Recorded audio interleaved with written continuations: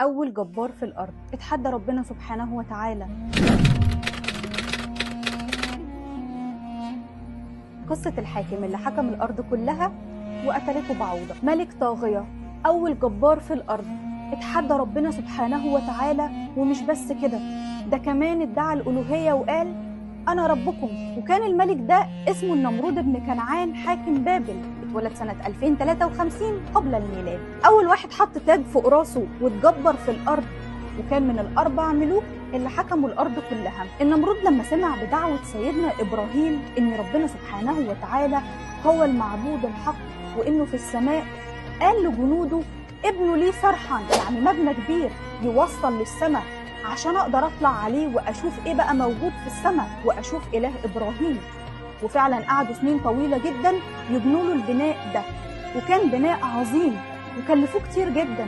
وفي عز ما الناس واقفين وبيتفرجوا على البناء العظيم ده ومندهشين جدا بيه، اتهد وانهار البناء قدام عينيهم، وكمان موت ناس كتير منهم. النمرود ده من كتر جبروته كان بيخلي الناس يروحوا له ياخدوا منه الطعام ويسألهم قبل ما ياخدوه مين ربكم، فيقولوا له انت، فيديهم الطعام.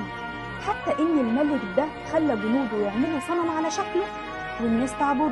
القرطبي بيقول في كتاب الجامع لأحكام القرآن إن النمرود شاف حلم طلع فيه كوكب في السماء فاختفى ضوء الشمس تماما وما بقاش غير ضوء الكوكب ده.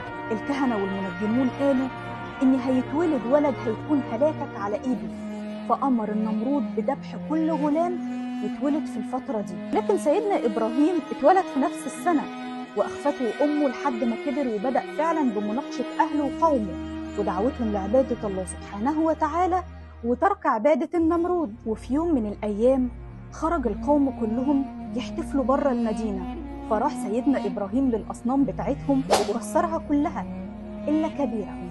ولما رجعوا من احتفالهم لقوا كل الأصنام متكسرة، فسألوه مين عمل كده في الأصنام؟ فقال لهم كبيرهم هو اللي كسرهم. فسألوه لو يقدر يتكلم، فحضروا نار عظيمة علشان يحرقوه بأمر من النمرود. وحتى إن من شدة النار دي كان أي طائر بيعدي من فوقيها بيموت على طول، ولكن ربنا سبحانه وتعالى جعلها بردا وسلاما على إبراهيم. فتعجب جدا النمرود إن النار ما حرقتش سيدنا إبراهيم، ودارت مناظرة بين سيدنا إبراهيم والنمرود. فالنمرود قال له مين ربك؟ قال له ربي الذي يحيي ويميت. فالنمرود قال له أنا كمان أقدر أحيي وأميت، وأمر بإحضار 2 من السجن من المحكوم عليهم بالموت، فأمر بقتل واحد وعفى عن التاني. وقال لسيدنا إبراهيم أهو أنا كمان حييت واحد وموتت التاني. وطبعا مش هو ده المقصود بالإحياء أبدا ولا المقصود كمان بالإماتة. فسيدنا إبراهيم قال له إن الله يأتي بالشمس من المشرق، يعني إحنا كل يوم كده بنصحى الصبح بنلاقي الشمس طلعت من جهة الشرق، خليها أنت بكرة تطلع من جهة الغرب.